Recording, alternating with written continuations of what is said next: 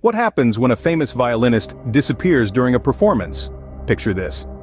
Detective James, a man whose curiosity is as keen as his intellect, finds himself drawn into a world he has long admired from afar, the grand world of orchestra. The musicians, each a master of their art, weaving a symphony that echoes through the grand halls, hold him in rapt fascination. But tonight, this world of harmony is shattered by a dissonance that strikes a chilling note. The renowned violinist, Isabella Rossi, has vanished.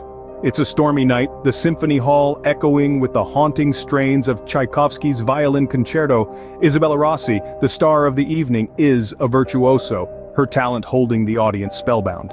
Yet, as the final notes of the concerto fade into silence, an eerie void fills the hall. Isabella is gone. Detective James arrives on the scene, an orchestra in disarray, a conductor frantic with worry, and an audience bewildered by the unexpected turn of events. The stage, still warm from the performance, holds but one clue to the mysterious vanishing act. Isabella's Stradivarius violin, abandoned and alone. A single red rose rests delicately on its polished surface, a silent testament to the drama that unfolded. No signs of a struggle, no trace of a hurried exit. The stage exits under watchful eyes give no clue to her sudden disappearance. The air is thick with tension, the silence broken only by the rain beating against the windows. The mystery deepens, the question echoes, where is Isabella Rossi? This was not just another case for Detective James. It was a puzzle that challenged his intellect, a mystery that intrigued his curiosity, a symphony that was missing its most vital note. As the rain continued to pour outside, James knew that he had to find the missing violinist and restore harmony to the orchestra. Detective James knew this was a case he couldn't ignore. James arrived at the scene, greeted by the frantic conductor and puzzled orchestra members. The symphony hall had been transformed into a mausoleum of music, with the haunting silence punctuated only by the occasional hushed whisper or stifled sob. A symphony of shock and bewilderment was in play, the eerie stillness a stark contrast to the once vibrant and harmonious atmosphere. With his keen eye and sharp mind, James began his investigation.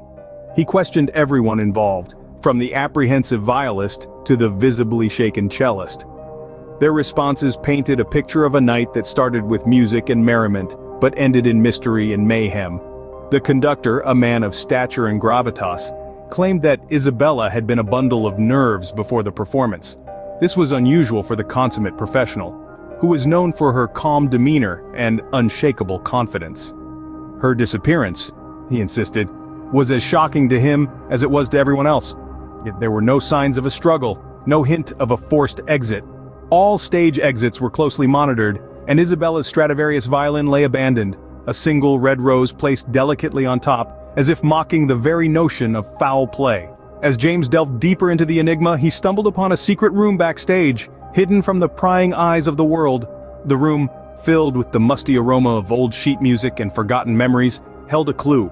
A torn piece of sheet music, the notes hastily scribbled, as if the composer was in a race against time.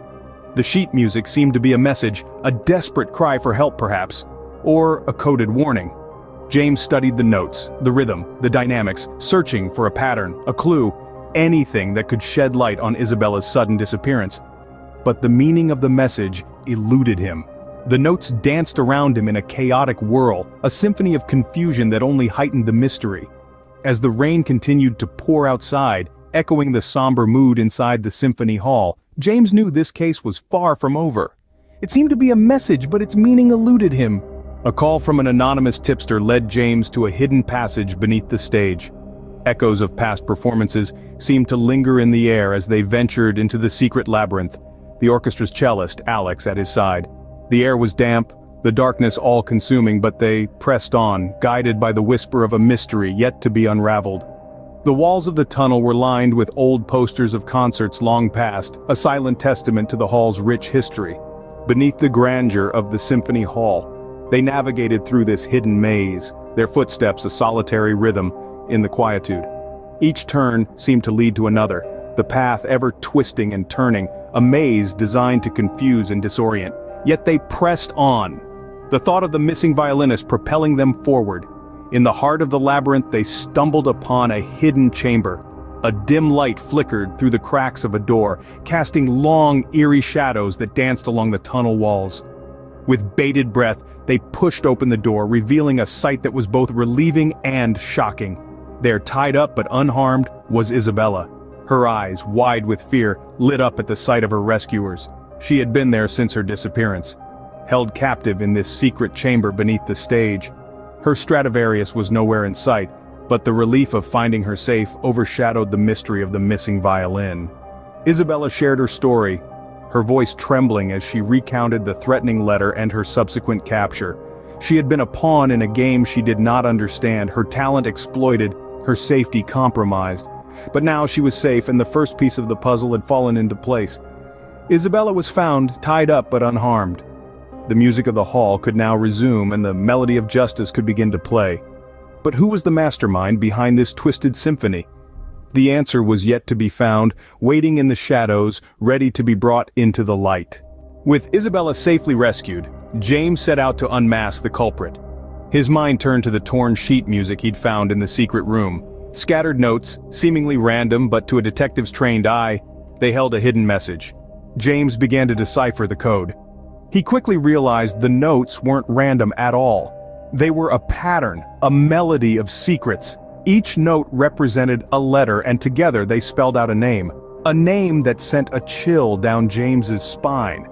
The conductor. In a world of harmony and synchronization, the conductor was the puppet master, the one who held the strings.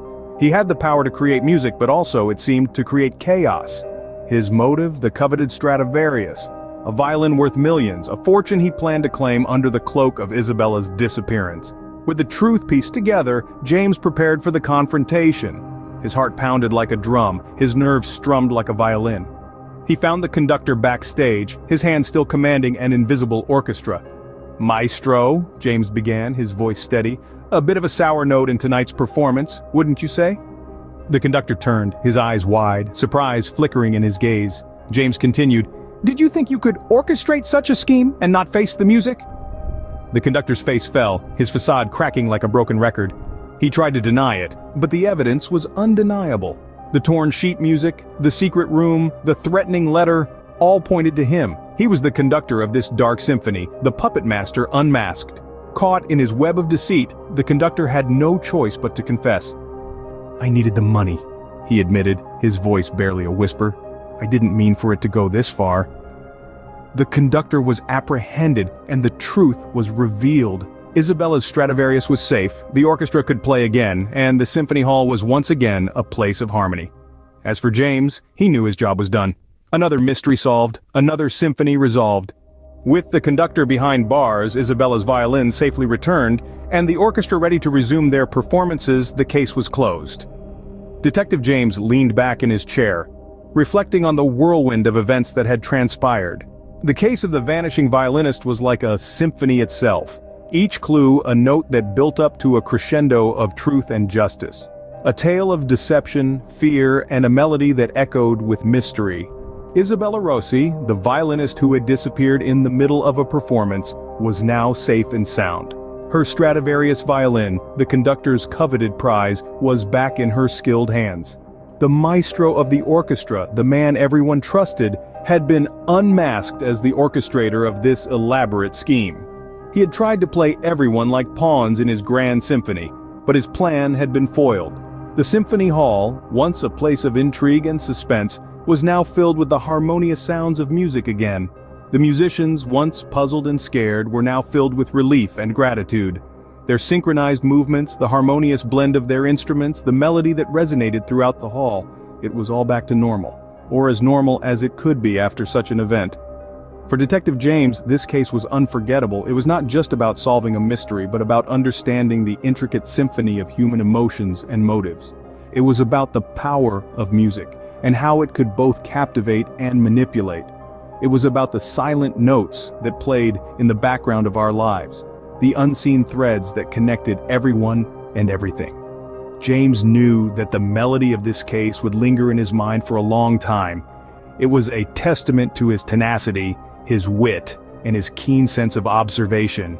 It was a symphony that had reached its resolution, a melody that had found its harmony, but the echoes of the tune would always remain, reminding him of the vanishing violinist and her mesmerizing talent. The vanishing violinist had been found and the music would play on.